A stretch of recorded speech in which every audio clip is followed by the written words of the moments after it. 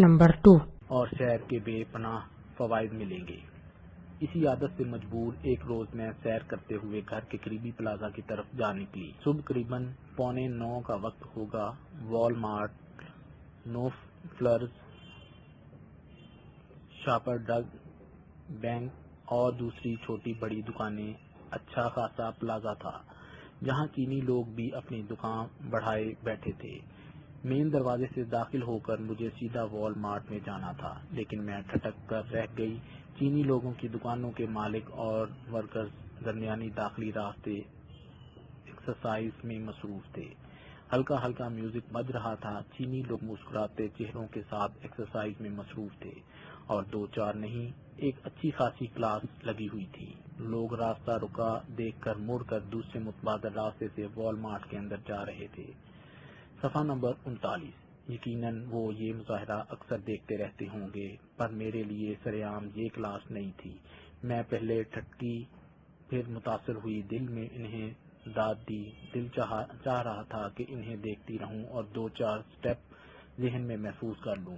جو ارد گرد سے بے نیاز اپنی صحت کی فکر میں تھے، پر شاید کچھ معیوب لگتا، اس لیے ذرا سا راستہ بدل کر اگلی لائن میں مڑ گئی۔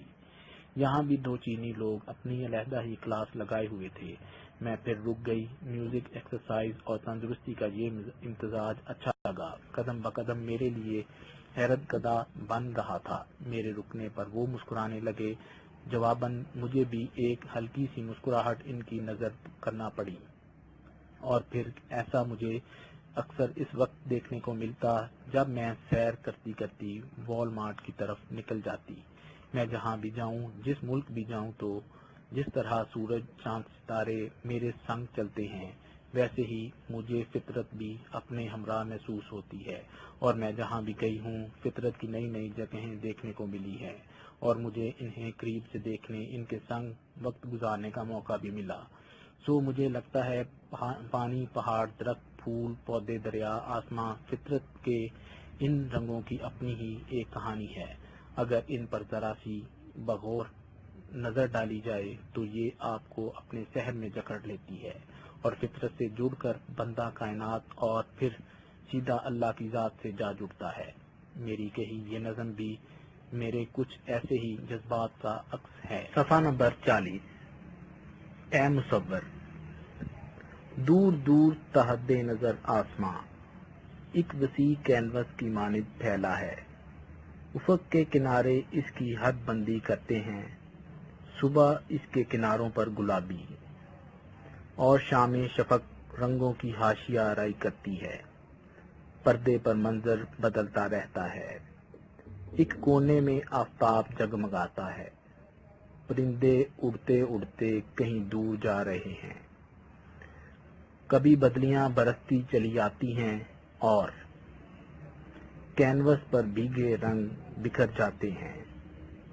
شام ہوتے ہی یہ رنگ اپنی تابناکی کھونے لگتے ہیں۔ اداس سا منظر دل میں اترنے لگتا ہے۔ یکدم کینوس صاف ہونے لگتا ہے، گویا نئی تصویر آنے والی ہے۔ سرمئی کالے رنگ اس پر اترنے لگتے ہیں۔ اب یہ ایک آنچل کی مانند دراز لگتا ہے۔ صفحہ نمبر 41۔ جگنوں سے ستارے اس پہ ٹھہر جاتے ہیں۔ ستارے جو ٹمٹماتے ہیں، کبھی جگمگاتے ہیں۔ یکدم چاند اجاگر ہو کر اس منظر کو گویائی بخشتا ہے، اور دل کے اندر جاگزیں ہونے لگتا ہے۔ اتنی خوبصورت، اتنی پیاری منظر کشی کرنے والے، اے مصور، اے تخلیق کار، تیری تخلیق دیکھ کر زباں گونگ ہے، اور بے اختیار تیرے آگے سربہ سجود ہونے لگتا ہے۔ صفحہ نمبر 42۔ ٹورنٹو کی لائبریری۔ وال مارٹ کی پچھلی سائڈ پر سامنے ہی لائبریری تھی، جو میری پسندیدہ جگہ تھی۔ لائبریری میں ساری کمیونٹی کے لوگوں کے حساب سے کتابوں کا انتخاب موجود تھا۔ لائبریری کے اندر مجھے پاکستانی لوگ بہت کم نظر آئے۔ یہاں پر بھی چینیوں کی بہتات تھی، لیکن مجھے پھر بھی خوشی تھی کہ کچھ تو ہم ذوق ملے۔ اردو کی کتابوں کی ایک بڑی کلیکشن موجود تھی، جسے دیکھ کر طبیعت خوش ہو گئی۔ اردو کتابوں کے اگلے سیکشن میں ہی ہندی کی کتابیں بھی نظر آ رہی تھیں مگر بہت کم تعداد میں، پر اردو کی تو اتنی بڑی کلیکشن دیکھ کر میرا تو دل سترنگی ہو چکا تھا۔ مستنصر حسین تارڑ، اشفاق احمد، انتظار حسین، ابن انشا، قتیل شفائی، وسیع شاہ، ہاشم ندیم، ایم راحت، پروین شاکر، کشور نحید، رضیہ بٹ، سلمیٰ کنول، میرا احمد، نگت، سیما، فرحت اشتیاق، عفت سحر پاشا، عائشہ مرتضیٰ، فائزہ افتخار، ماہا ملک، عصمت چغتائی، واجدہ تبسم۔ اس کے علاوہ بک ہوم کی بیسٹ سیلز کتابیں موجود تھیں۔ ہر بار جانے پر پہلی کتابیں نظر نہیں آتی تھیں اور ان کی جگہ نئی نئی کتابیں نظر آتی، سو اس سے دل کو تسلی ہوئی کہ پاکستانی لوگ مجھے لائبریری کے اندر بھلے نظر نہ آئیں مگر اردو لٹریچر سے وہ جڑے ضرور ہیں۔ سو پھر میں نے اپنے دل کی خوب کی اور بے شمار کتابیں پڑھیں۔ روزانہ رات کو ایک کتاب میرے تکیے کے نیچے دبی ہوتی، ہر دن ایک نیا دن بن کر آتا، ملنا ملانا، شاپنگ، دعوتیں، سیریں، غرض دن ایک ہنگامے کی نظر ہو جاتا تو رات کو بیڈ میں لیٹ کر یوں ہی کسی اچھے رائٹر کی کتاب ہاتھ میں لیتی، پھر ساتھ آہستہ آہستہ کبھی مٹھائی، کبھی بیسن کے لڈو، کبھی کیک کا پیس کھاتے ہوئے گرم دودھ پیتی تو لگتا کہ آدھی تھکاوٹ دور ہو گئی۔ صفحہ نمبر 43۔ پھر رات گئے تک مطالعہ کرتی اور کتاب پڑھتے پڑھتے جب نظر اٹھا کر وال ٹو وال گلاس ونڈو سے باہر دیکھتی تو ٹورنٹو شہر کی دور تک پھیلی ہوئی روشنیاں آنکھوں کو خیرہ کرتی اور میں اٹھ کر کھڑکی کے پاس چلی جاتی۔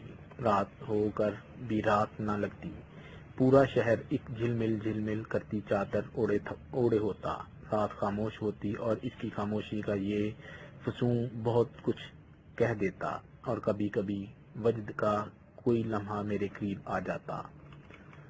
ٹورنٹو شہر کی ایک بلڈنگ، 10ویں منزل کی ایک کھڑکی، باہر دور تک کا منظر عیاں کر رہی ہے۔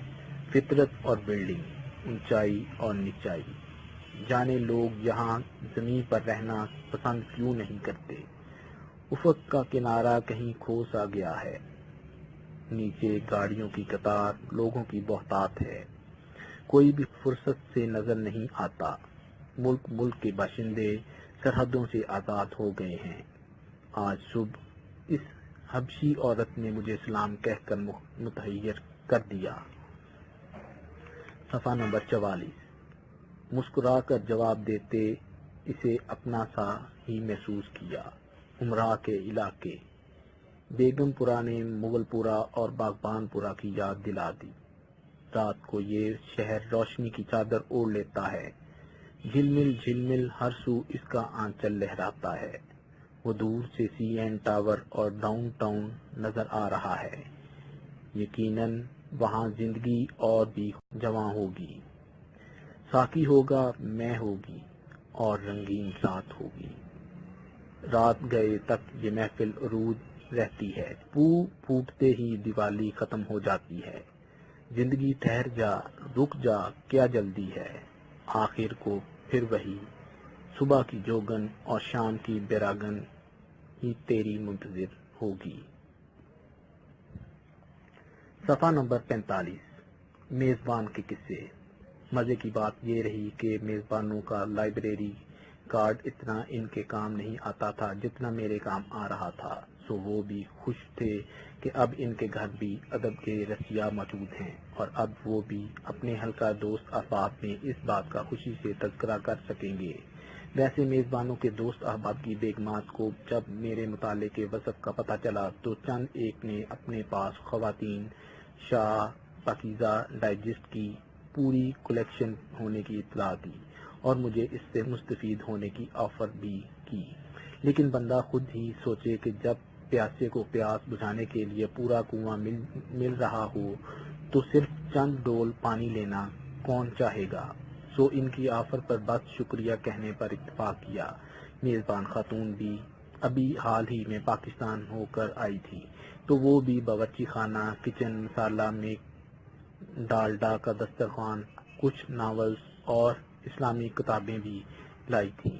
بچوں کی مصروفیت کے ساتھ ساتھ اس شوق سے جڑے رہنا عام لوگوں کا کام نہیں، شائقین ادب ہی ایسا کر پاتے ہیں۔ ان کے ساتھ کبھی کبھی ادبی گفتگو ہو جایا کرتی تھی۔ وہ عمیرہ احمد کی زبردست فین تھی۔ اب کافی کچن کے شیف میگزین کی کلیکشن اس کے پاس تھی، تو کبھی کبھی وہ اور کبھی میں اس میں سے کوئی نئی ریسیپی ڈھونڈ کر اس پر شوقیہ طبع آزمائی کرتے۔ وہ ایک خاصی سوشل اور باتیں کرنے والی میزبان تھی، اس لیے بور ہونے کا تو سوال ہی پیدا نہیں ہوتا تھا۔ وہ مجھے کافی ادھر ادھر کے قصے سنایا کرتی۔ اس نے بتایا کہ جب کچھ سال پہلے وہ اس ہائی بلڈنگ کے گھر میں آئی تو بلڈنگ میں رہنے کے طریق کار کا زیادہ پتہ نہ تھا کہ چند روز بعد ہی ایک صبح شوہر کے جاب پر جانے کے بعد وہ دوبارہ بیڈ چلی گئی تو تھوڑی دیر بعد بلڈنگ کا فائر الارم بجنا شروع ہو گیا۔ فائر الارم بجتے ہی وہ گھبرا کر اٹھی اور اپارٹمنٹ کا دروازہ کھول کر دیکھا۔ صفحہ نمبر 46۔ میرا خیال تھا کہ آگ بجھانے والے الارم کی آواز سن کر سب لوگ تیزی سے سیڑھیوں کی جانب بھاگے جا رہے ہوں گے، لیکن باہر کوئی بھی نہیں تھا۔ اتنے میں الارم بھی بند ہو گیا تو ایک کشمکش کا شکار میں دوبارہ بیڈ چلی گئی۔ 5 منٹ بعد الارم پھر بجنا شروع ہو گیا۔ تب لگا کہ واقعی کوئی گڑبڑ ہے، تو میں نے جلدی سے پاسپورٹ نکالے، جویلری نکالی اور ایک بیگ میں ڈال کر گھر سے باہر نکل آئی۔ دیکھا تو باہر کوریڈور پورا خالی تھا۔ کچھ سمجھ میں نہ آیا اور الارم تھا کہ متواتر بجے ہی چلا جا رہا تھا۔ ابھی یہاں آئے کچھ ہی روز ہوئے تھے، اس لیے ہمسائیگی سے بھی واسطہ نہ پڑا تھا۔ تب میں نے ہچکچاتے ہوئے اپنے اگلے گھر کا دروازہ کھٹکھٹایا۔ 3-4 بار تیزی سے کھٹکھٹانے پر ایک آدمی نے دروازہ کھولا۔ اگلا گھر کسی سری لنکا فیملی کا تھا، تو دیکھا کہ ایک دھوتی میں ملبوس کالے سے رنگ کا الجھے بالوں اور آدھی آنکھوں میں نیم خوابیدگی لیے میرے روبرو کھڑا تھا اور حیرانی سے دیکھ رہا تھا جب میں نے اسے انگلش میں کہا کہ یہ فائر الارم بج رہا ہے، پتہ نہیں کہاں آگ لگی ہے، میں فکر مند ہوں، میرے شوہر بھی گھر پر نہیں ہیں، سمجھ نہیں آ رہی کہ میں کیا کروں۔ تو غالباً اس آدمی کو کم انگلش آتی تھی، پر بڑے آرام سے کہنے لگا، نو not worry, go and sleep, یعنی فکر کرنے کی کوئی بات نہیں، جاؤ اور جا کر سو جاؤ۔ تب میری جان میں جان آئی۔ بعد میں جا کر پتا چلا کہ یہ بلڈنگ کا فائر الارم سسٹم اسی طرح چیک کیا جاتا ہے، اب جب بھی فائر الارم بجتا ہے تو میں مسکرا اٹھتی ہوں۔ صفحہ نمبر 47۔ High building. ٹورنٹو کی خاص بات اس کی بڑی ہائی بلڈنگز ہیں۔ اونچی عمارتیں اور بلڈنگیں تو دنیا کے اور ملکوں میں بھی ہیں، پر کینیڈا میں شہروں کے اندر کافی بڑی ہائی بلڈنگز ہیں۔ خاص طور پر ڈاؤن ٹاؤن کے قریب تو بہت بڑی بلڈنگز ہیں۔ سب سے نچلی بلڈنگ بھی 10 منزل سے کم نہیں، پھر 15-26 منزلہ بلڈنگز بھی بہت نظر آتی ہیں۔ ایک بلڈنگ سے دوسری بلڈنگ کے درمیان کافی فاصلہ ہوتا ہے اور درمیان میں بڑے گارڈن، پارک اور روڈ نظر آتی ہیں، اور ہر بلڈنگ میں 1 bed room, 2 bed room, 3 bed room کے اپارٹمنٹ موجود ہوتے ہیں۔ مزے کی بات، ہر بلڈنگ کے باہر تقریباً 50-100 میٹر اور اس کا بورڈ لگا ہوتا ہے جس پر اس بلڈنگ کو بنانے ارینج کرنے والی فرم کا نام درج ہوتا ہے۔ بلڈنگ کے اندر کیا سہولیات موجود ہیں اور سیفٹی کے لیے بلڈنگ میں ویڈیو کیمرہ کی اطلاع دی جاتی ہے، اور اپارٹمنٹ خالی ہیں یا نہیں وہ بھی اسی بورڈ پر درج ہوتا ہے۔ واک کرتے کرتے مجھے اس طرح کے کئی بورڈ اور فرم کے نام ان پر درج انفارمیشن پڑھنے کو ملی، اور مجھے اپارٹمنٹ مہیا کرتی کمپنیاں بھی سرے عام ایک دوسرے کو مقابلہ دیتی لگی۔